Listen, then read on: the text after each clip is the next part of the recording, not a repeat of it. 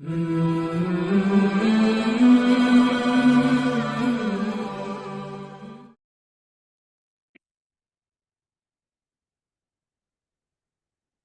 زبان میں کوئی بھی اسم یا فعل آخری لفظ کی مختلف حرکات سے خالی نہیں ہوتا، کیونکہ ایسا ایسا ہو رہا ہے کہ بھئی اسم جو ہے اس کے آخر میں تبدیلیاں ہو رہی ہوتی ہیں۔ تو اسم جو ہے اس میں تین طرح کی تبدیلیاں آخر میں ہوتی ہیں، جو کیس اینڈنگ ہے ہم نے اس سے پہلے پڑھ چکے ہیں۔ تین حالتیں جو ہیں وہ کسی بھی اسم کی تینوں سے خالی نہیں ہو سکتی، ان میں سے کوئی ایک ضرور ہوگی۔ پیچھے ہم نے پڑھ لیا تھا کہ مبنی جو ہے اس کی آخری حالت جو ہے وہ تبدیل نہیں ہوتی، اور جو معرب ہے اس کی حالتیں تبدیل ہوتی رہتی ہیں۔ تو ہم نے اعراب پڑھ لیا کہ اس کے اعراب کی کتنی صورتیں ہیں، اعراب کی جو ہے وہ ظاہری اور اعراب تقدیری، اعراب اصلی اور اعراب فرعی، پھر ان کی اقسام آگے وہ ہم نے پڑھ لی تھی۔ اب یہ بھی ایک سوال یہاں پہ پیدا ہوتا ہے کہ آخر کتنے الفاظ ہیں، کتنی طرح کے اقسام اسم ہیں جن کے آخری حرف کی حالت جو ہے وہ کیا ہوتی ہے، تبدیل ہوتی ہے، وہ اسما کتنی طرح کے ہیں؟ تو یہاں پہ اس کا جواب المرفوعات من الاسماء، مرفوعات اسماء میں سے، اسماء جو ہے آپ کو پتہ ہے اسم، اور مرفوعات مرفوعاتن کی جمع ہے، اور اسم کی جمع ہے، کہ ایسے اسم جن کی آخر میں پیش آتا ہے ان کو المرفوعات من الاسماء کہتے ہیں۔ تو یہاں پہ مصنف نے جو ہے وہ مرفوعات کا ذکر کیا ہے، صرف یہ ذہن میں رکھیں کہ وہ پیچھے اعراب ہم نے پڑھ لیا اس کا۔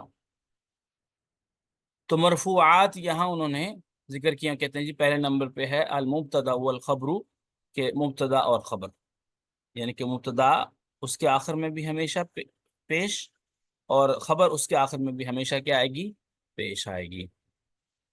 اور دوسری بات یہاں پہ یہ کہ جس کی مثال انہوں نے دی اللہ اکبر، اللہ اکبر، تو آپ یہاں پہ دیکھیں جو اللہ اکبر ہے، اللہ ہو جو ہے اس کے آخر میں بھی کیا آ رہا ہے، پیش آ رہا ہے ہو، اور اس کے بعد جو اکبر ہے اکبارو اس کے آخر میں بھی پیش ہے اللہ اکبارو۔ تو دونوں، پہلا جو ہے وہ کیا ہے، مبتدا ہے، اور دوسرا جو ہے وہ خبر ہے۔ پہلا مبتدا، دوسرا اللہ مبتدا اور اکبارو اس کی خبر، ٹھیک ہے۔ تو دونوں کا اعراب پیش ہے، یعنی کہ مبتدا اور خبر دونوں کیا ہوتے ہیں، مرفوع ہوتے ہیں، مبتدا اور خبر دونوں مرفوع ہوتے ہیں، یہاں دونوں ہی کیا ہیں، مرفوع ہیں۔ دوسرے نمبر پہ ہے، یعنی کہ دو دو دو چیزیں ہوگی، ایک مبتدا اور ایک خبر، اللہ مبتدا اکبر خبر، مبتدا خبر مل کر جملہ اسمیہ خبریہ۔ نمبر 3 پہ ہے اسم کانا، کانا کا اسم، یعنی کہ کانا کے بعد آنے والا جو اسم ہوتا ہے اس پر ہمیشہ کیا آتی ہے، پیش آتی ہے، جیسے کان الباب مفتوحا، دروازہ کھلا ہوا تھا، کان الباب مفتوحا، دروازہ کھلا ہوا تھا۔ تو کانا کی اسم کانا، کانا کی انہوں نے بات کی، تو جتنے بھی کانا سے ملتے جلتے الفاظ ہیں جنہیں اخوات وغیرہ کہہ دیتے ہیں، اسی طرح کے جو الفاظ ہیں، کانا اصبح امسا سارا ظل باتا، یہ جو افعال ناقصہ ہیں سارے ان کو افعال ناقصہ کہتے ہیں، ان سب کے بعد آنے والا جو اسم ہوگا وہ اس پر ہمیشہ پیش آئے گی، ٹھیک ہے۔ تو یہاں پہ دیکھ لیں کان البابو، کانا تھا، کانا کے بعد آنے والا الباب ہے، اس کے آخر میں پیش آ رہی ہے۔ نمبر 4 پہ ہے خبرو، انا کی خبر، انا کی خبر، تو کانا کا اسم تھا، انا کی خبر، تو خبر ان اللہ غفور، ان اللہ اللہ تعالیٰ غفور، خوب بخشنے والا ہے، مہربان ہے۔ تو یہاں پہ غفور پر دیکھیں آپ پیش ہیں، تو اس نے کہا تھا خبر انا کی جو خبر ہے اسے کیا ہوتا ہے، اس پر ہمیشہ جو ہے وہ پیش آتی ہے۔ تو یہاں سے انا سے جتنے بھی ملتے جو الفاظ ہیں، تو انا کو جو ہے حروف مشبہ بالفعل میں سے ایک حرف ہے، تو حروف مشبہ بالفعل جتنے بھی ہیں، انا کا انا لیت لکنا لعل، جتنے بھی ہیں وہ سب کے سب کیا ہیں، وہ سب کے سب اپنے سے بعد آنے والے اسم کو نصب، اور اپنے اس کے متعلق جو بات یا خبر ہوگی وہ اس پر ہمیشہ اس پر رفع دیں گے۔ ٹھیک ہے، تو یہاں پہ دیکھ لیں، یہاں غفور ان پہ رفع ہے یعنی کہ پیش ہے. الفاعل، فاعل یعنی کہ فاعل جہاں بھی آئے گا اس پر ہمیشہ کیا آئے گی؟ پیش آئے گی. مثال کے طور پر خلقنا اللہ، ہمیں پیدا کی ہے اللہ تعالی نے. اب خالق کا فعل، نا مفعول بھی، اللہ فاعل.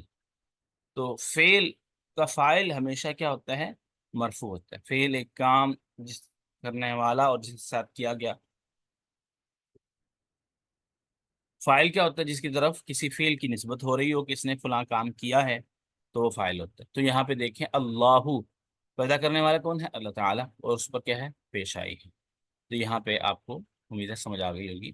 اس کے بعد ہے نائب الفاعل. نائب الفاعل یعنی کہ ایک تو ہے فاعل، ایک ہے نائب الفاعل، یعنی کہ وہ لفظ جو فاعل کی جگہ کو سنبھالتا ہے. فاعل کی جگہ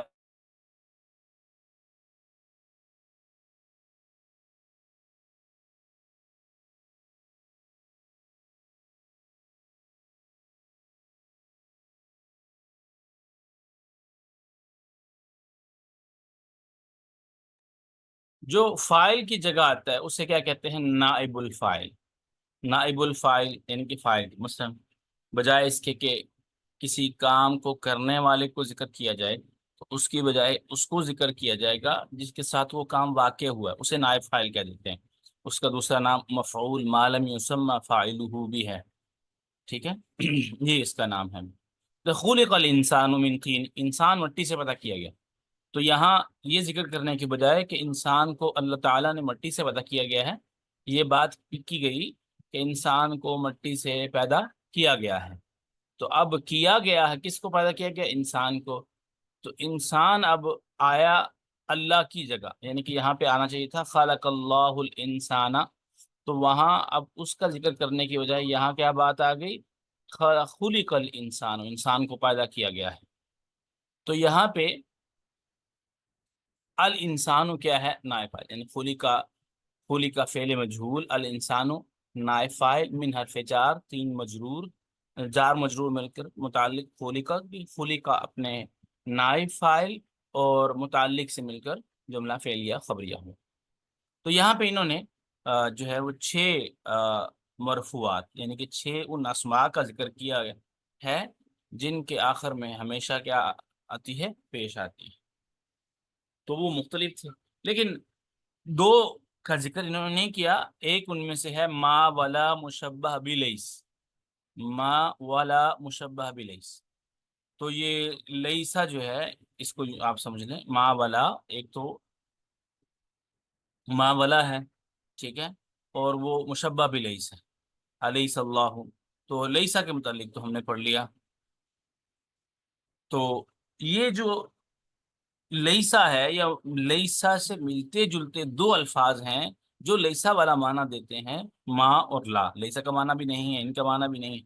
اور لیسا کا جو عمل ہے وہی عمل ان دونوں کا ہے، اسی لیے انہیں کیا کہا جاتا ہے؟ مشابہ بلیس یا مشبہ بلیس، لیسا سے ملتا جلتا. ٹھیک ہے. تو یہاں پہ انہوں نے کیا کیا؟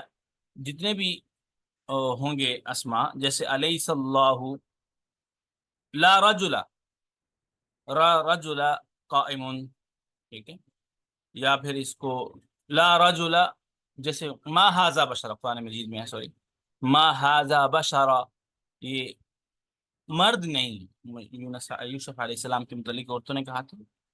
تو وہاں پہ ما ھذا جو ہے وہ اس کی جگہ ہے رفع کی جگہ، تو یہ مرفوع ہے. ایک اور جو لائے نفی جنس، لائے نفی جنس، لائے نفی جنس اس کی خبر، لیکن لائے نفی جنس کا اسم نہیں بلکہ لائے نفی جنس کی خبر، وہ بھی ہمیشہ کیا ہوگی؟ مرفوع ہوگی. تو یہ 8 چیزیں ہیں. 2 چیزیں انہوں نے ذکر نہیں کی تھی، وہ میں نے آپ کے سامنے بتا دی.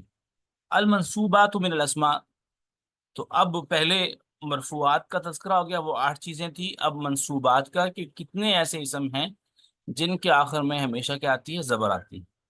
تو ایک ہو تو اسے منصوب، زیادہ ہو تو منصوبات. جی، تو پہلے نمبر پہ ہے اسم انا. انا کا اسم، ان اللہ غفور، تو دیکھیں انا، اس کے بعد ہے اللہ غفور، تو یہاں پہ انا نے کیا کیا، اپنے سے بعد والے اسم کو زبر دی. اب زبر،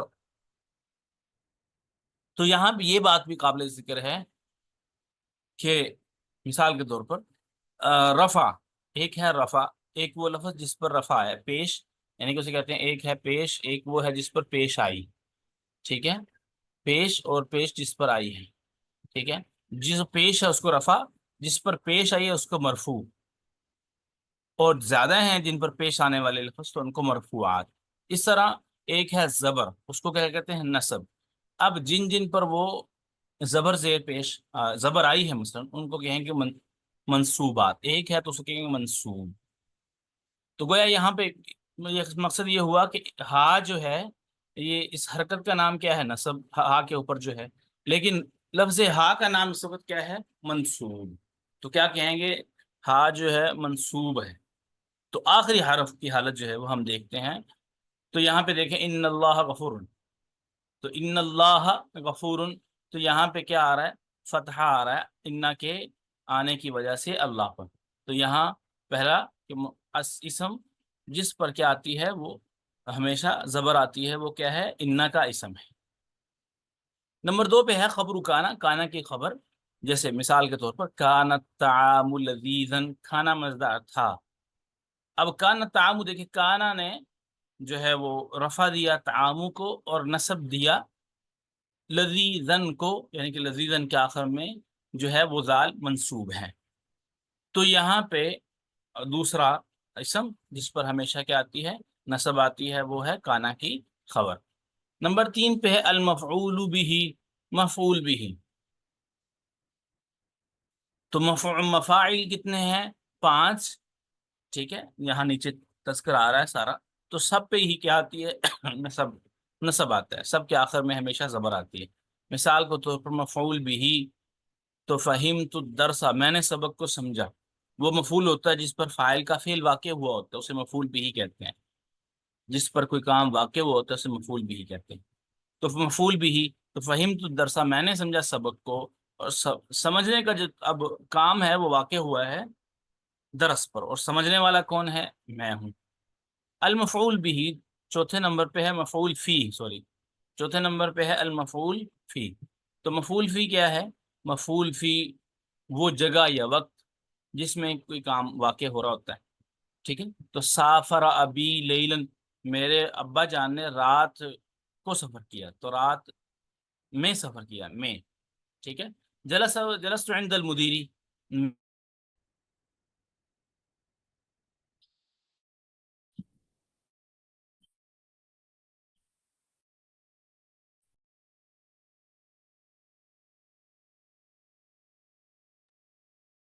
یا پھر یوں کہہ لیں جلس المدرس عند المدیر، استاد جو ہے وہ مدیر کے پاس بیٹھا. اب دیکھیں عند المدیر جگہ کی بات ہو رہی ہے، اور سافر ابی لیلن وقت کی بات ہو رہی تھی. تو جہاں وہ وقت یا جگہ جس میں کسی کام کا ہونا پایا جائے اس کو مفعول فی کہتے ہیں. تو اس کے ترجمے میں بھی میں وغیرہ زیادہ استعمال ہوتا ہے. جیسے میرے ابا جان نے رات میں سفر کیا، اور جلس المدرس عند المدیر، تو بیٹھے استاذ اس جگہ میں جہاں جو مدیر کے پاس ہے. ٹھیک ہے، تو یہاں پہ یہ جو ہے حل ہو گیا ایک دوسرے نمبر پہ، دوسرا مفعول. اور چوتھا اسم جس کے آخر میں کیا آتی ہے، ہمیشہ نصب آتا ہے، آتا ہے، آتی نہیں. اچھا، اس کے بعد ہے 5ویں نمبر پہ مفعول اجالی، یعنی کہ جس ایسا اسم جس کی وجہ سے کوئی کام واقع ہوا ہو اسے مفعول لاجل ہی کہتے ہیں، یا مفعول لہو بھی اسے کہتے ہیں، دوسرا نام اس کا مفعول لہو بھی ہے. تو مثال کے طور پر دیکھیں، یہاں پہ ہم دیکھتے ہیں، بھی سمجھا جائے گی آپ کو. مثال کے طور پر، تو ما خرجت من البیت خوفا من الحر، تو میں گرمی کی وجہ سے گھر سے نہیں نکلا، گرمی کی وجہ سے میں گھر سے نہیں نکلا. یعنی میرے نہ نکلنے کی وجہ جو بنی ہے وہ خوف ہے گرمی کا. تو کام کے ہونے کا سبب خوف ہے من الحر گرمی سے، کام کے نہ ہونے کا سبب، یعنی کہ وہ جس میں کسی کام کے ہونے کا سبب یا نہ ہونے کا سبب ذکر کیا جائے، تو یہاں کام کے نہ ہونے کا سبب جو ہے وہ بیان کیا گیا، ٹھیک ہے، خوفم، تو خوف یہاں پہ کیا ہے، مفعول لہو ہے، یہ مفعول لاجلی ہی ہے۔ اس کے بعد ہے نمبر 6 پہ مفعول معاہو، مفعول معاہو وہ اسم جو واو، اس واو کے بعد واقع ہو جو مع کا معنی دے، اس کو مفعول معاہو کہتے ہیں۔ تو مثال کے طور پر سافرت و بلالن، میں نے سفر کیا اور بلال نے، ایسا ترجمہ اب یہاں پہ نہیں ہوگا، میں نے سفر کیا بلال کے ساتھ، اس کو یوں سمجھے مع، یہ مع جو لفظ ہے اگر واو کو ختم کر دیا جائے تو مع لگا دیا جائے تو وہی مطلب بنے جو واو لگا کر بنا، تو اس کا مطلب ہے یہ واو کون سا ہے، مفعول معاہو والا ہے۔ تو یہاں پہ دیکھیں واو کے بعد بلالن منصوب،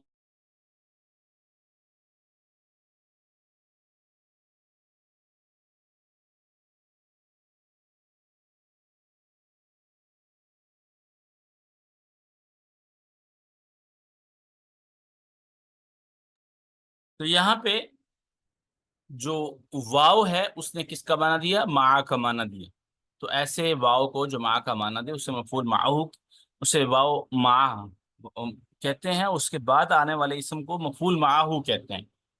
تو مفعول معاہو کیا ہوگا، وہ بھی ہمیشہ منصوب ہوگا، ٹھیک ہے، منصوب یعنی کہ اس پر ہمیشہ کیا آئے گی، زبر۔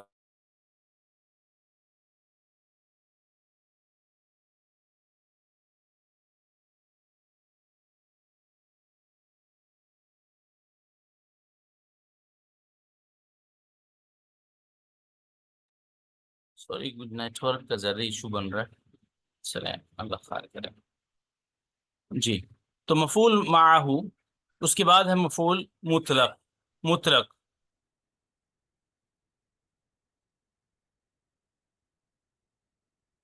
مفعول مطلق وہ مصدر جو فعل کے بعد، اسی فعل کے بعد، یعنی کہ جو فعل کے مادہ سے ہو یا فعل کے معنی میں ہو، اس کے بعد اس کو ذکر کیا جائے، اسے کیا کہتے ہیں، مفعول مطلق کہتے ہیں۔ مثال کے طور پر یقرأ حامد، حامد قراءۃ جیدۃ، حامد جو ہے بڑی عمدہ قراءت کرتا ہے۔ اب دیکھیں یقرأ کے اندر بھی قراءہ کا مطلب شامل ہے، اور لفظ قراءہ جو ہے یہ یقرأ سے بنا ہے، تو یقرأ جو ہے وہ لفظ قراءہ سے بنا ہے۔ تو یہاں پہ یہ بات سمجھ آئی کہ معنی قراءہ کا بھی وہی ہے اور یقرأ کا بھی وہی ہے مادہ کے لحاظ سے، ٹھیک ہے، ایسا اسم جو ہے اسے کیا کہتے ہیں، مفعول مطلق، ٹھیک ہے۔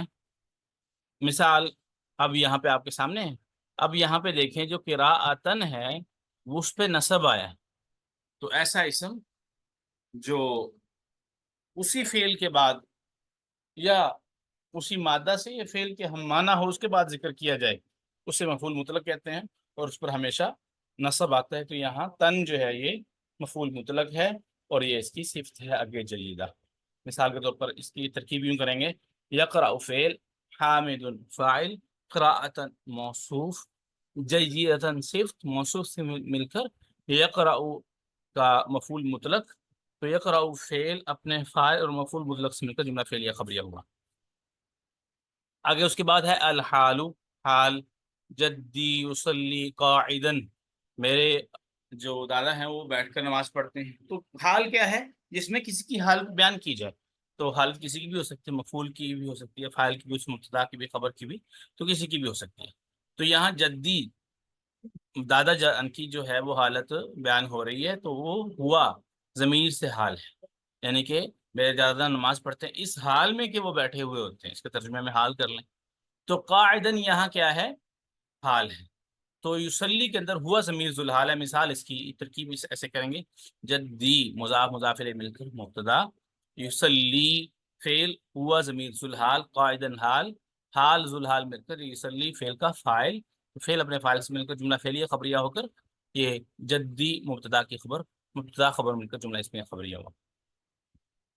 التمییز، تمییز، ٹھیک ہے، تمییز کیا ہے کہ مثلا عمومی طور پر انا اکبر من کا سنن، میں بڑا ہوں آپ سے، سنن عمر کے لحاظ سے. تو یہاں ابہام جو ہے کسی کو دور کرے، ایسا لفظ خاص طور پر اسے تمیز وغیرہ کہا جاتا ہے. جیسے انا اکبر من کا، تجھ سے بڑا ہوں، تو کس طرح بڑے ہیں؟ سنن نے وضاحت کی، عمر کے لحاظ سے بات کی جا رہی ہے، نہ کہ رتبے اور مرتبے کے لحاظ سے. تو یہ سنن کیا ہے؟ تمیز. تو یہاں پہ آپ دیکھیں سنن منصوب ہے، اس پر نصب آیا ہے. ٹھیک ہے، تو اس کی ترکیب جو اگر کرنا چاہیں تو ایسے ہو گیا، انا اکبرو، انا جو ہے مبتدا، اکبرو اسم تفضیل کا صیغہ، من حرف جار، کا ممیز، سنن تمیز، ممیز تمیز مل کر جو ہے وہ جار کا مجرور بن جائے گا. اچھا، انا اکبر، سوری یہ ترکیب اس طرح، اکبر ممیز من حرف جار، کا مجرور، جار مجرور مل کے متعلق اکبر کے. تو سنن اکبر جو ہے اسم تفضیل کا صیغہ ممیز ہے، اور سنن جو ہے اس کی تمیز بنتی ہے. تو میز تمیز مل کر جو ہے وہ یہ اس کا پھر بن جائے گا انا کی خبر بن جائے گی، مبتدا خبر پھر مل کر، اور ساتھ اکبر جو ہے اسم تفصیل کا صیغہ اپنے متعلق سے مل کر جملہ فعلیہ خبریہ ہو کر جو ہے وہ اس کا شبہ جملہ، سوری شبہ جملہ بن کے پھر مبتدا کی خبر بن جائے گا. اس کے بعد ہے المستثنی. مستثنی کیا ہے؟ مستثنی کا مطلب ہوتا ہے خارج کرنا، نکال دینا. تو ایسا اسم جو اللہ کے بعد آئے اسے مستثنی.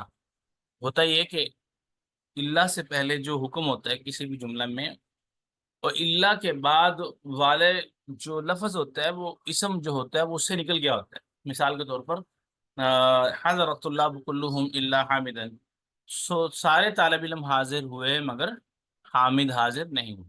تو یہاں پہ حاضر ہونے کی بات ہو رہی تھی تمام طلباء کی، کہ تمام میں سے کس کو نکال دیا گیا؟ حامد کو نکال دیا گیا اللہ کے ذریعے. تو اب یہاں پہ جو مستثنا ہے وہ حامد ہے. تو اس کی ترکیب اگر کرنا چاہیں تو ویسے ہوگی، حضر فعل، الطلاب مؤکد، اور کل مضاف، ہم مضاف الیہ. تو مضاف مضاف الیہ مل کر یہ مؤکد کی تاکید، مؤکد تاکید مل کر یہ مستثنا منہ، اللہ حرف استثناء، حامدن مستثنا. تو مستثنا منہ، مستثنا اپنے مستثنا منہ سے مل کر حضرہ کا فاعل، تو حضرہ فعل اپنے فاعل سے مل کر جملہ فعلیہ خبریہ ہو جائے گا. اس کے بعد ہے لاسٹ نمبر پہ المنادہ، یعنی کہ جس کو بھی آواز دی جائے گی، جس پر یا حرف ندا داخل کیا جائے گا یا کسی اور طرح بھی اس کو آواز دی جائے، تو ہمیشہ کیا ہوگا؟ منصوب ہوگا. اس کو ہم کیا کہیں گے؟ نصب دیں گے.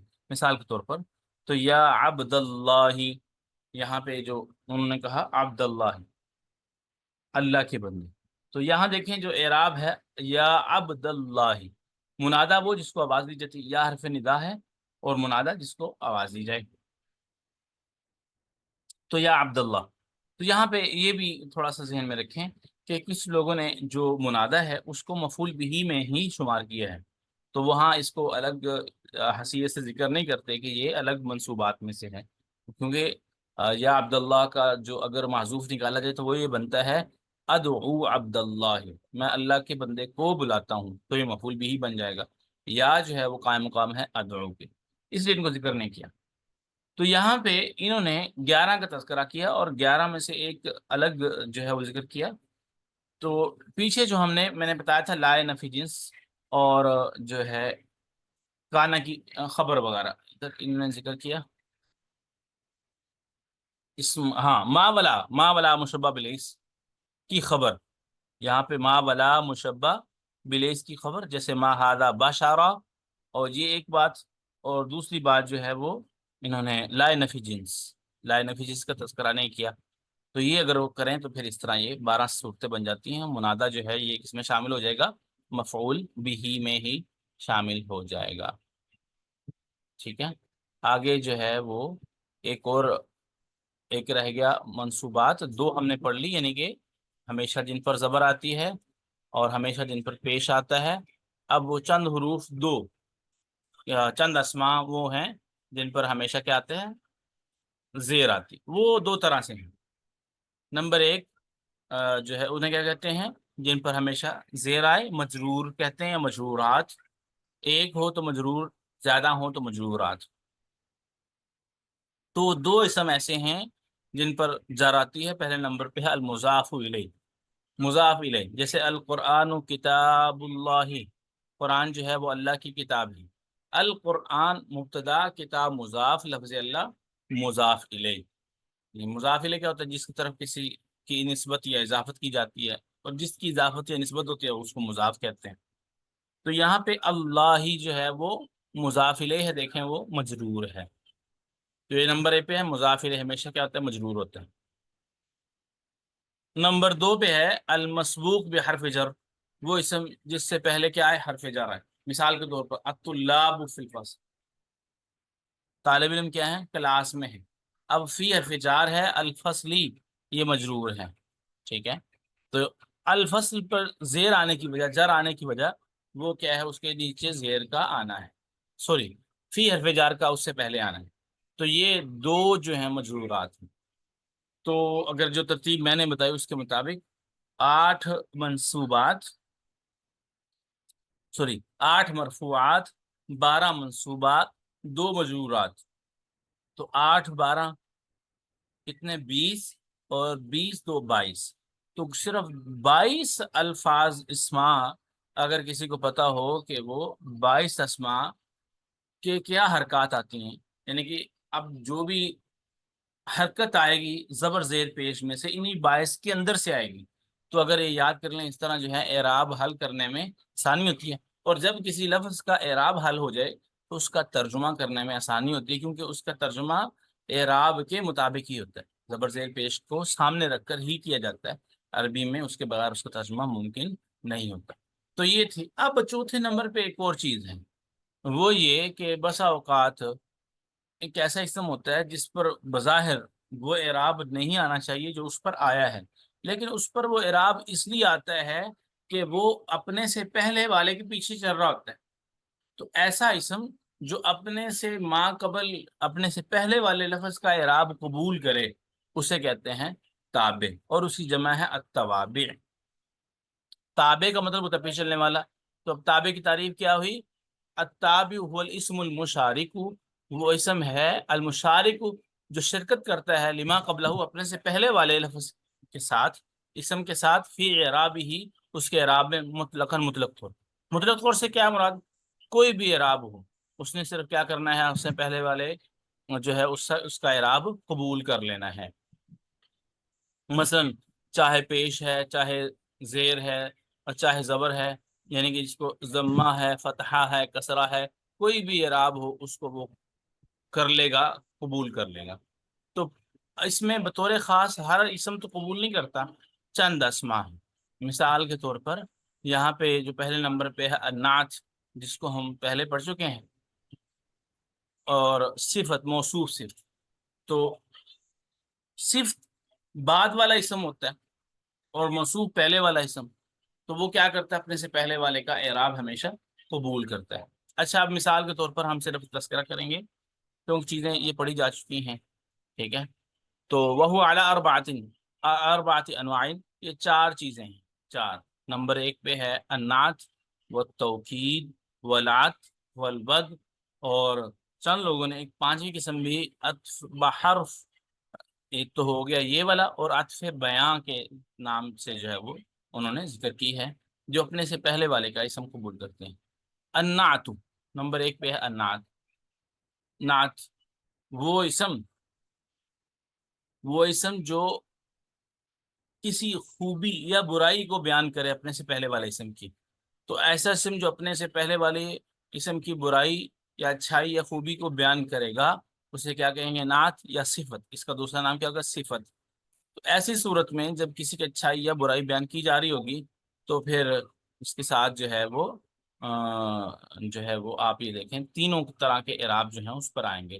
مثال حضر الطالب الجدید، اب الطالب الجدید، طالب علم کا نیا ہونا اس کی خوبی ہے، تو اس لیے الجدید پر وہی اعراب آیا جو الطالب پر آیا۔ اور طالب پر کیوں آیا؟ طالب پر اس لیے آیا کہ وہ فاعل ہے، یعنی کہ اب نئی قسم اس میں اعراب کی نہیں ہوگی، صرف یہ ہوگا پچھلے والے کا اعراب قبول کیا جائے گا، اور وہ پچھلے والے کا اعراب جو ہے وہ مرفوعات میں سے بھی ہو سکتا ہے، منصوبات میں سے بھی ہو سکتا ہے، مجرورات میں بھی ہو سکتا ہے۔ تو پہلی مثال مرفوع کی اور دوسرے نمبر پہ ہے منصوب کی۔ یطلب المدیر الطالب الجدیدہ، یطلب المدیر، مدیر جو ہے وہ بلاتے ہیں نئے طالب علم کو، الطالب الجدیدہ یہ کیا ہے؟ مفعول بھی، ٹھیک ہے، الطالب کیا تھا؟ مفعول بھی، اور اس کی صفت کیا آ رہی ہے آگے کہ طالب علم کون سا؟ جو کہ نیا ہے۔ تو الجدید پر بھی وہی اعراب آیا جو طالب پر آیا، جو طالب کیا؟ مفعول بھی ہے۔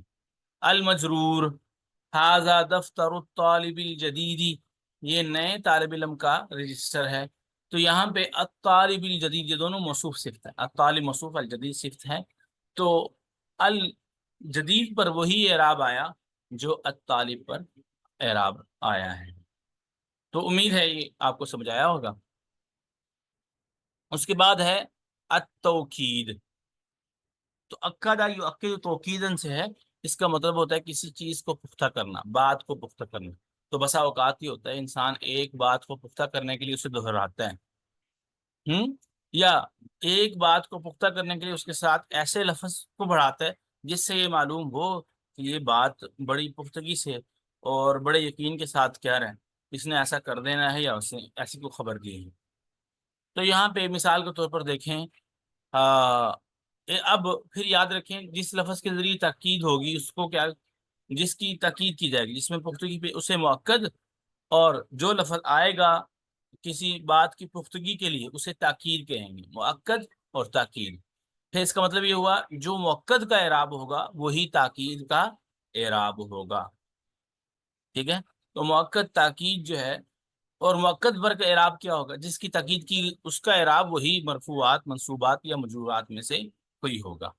تو امید ہے آپ کو یہ سمجھ آئے۔ تو یہاں جو تاکید ہوگی جو ایسے لفظ کے طور پر آ رہی ہوگی جو اچھائی یا خوبی یا برائی بیان کرنے کے لیے آ رہا ہوگا، سوری وہ تو